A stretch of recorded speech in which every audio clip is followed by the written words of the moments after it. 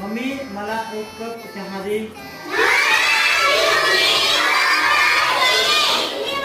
हा. मम्मी मला एक ग्लास दूध दे.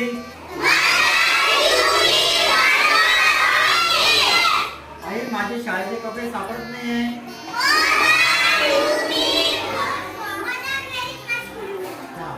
मदार मला वाचायचं आहे.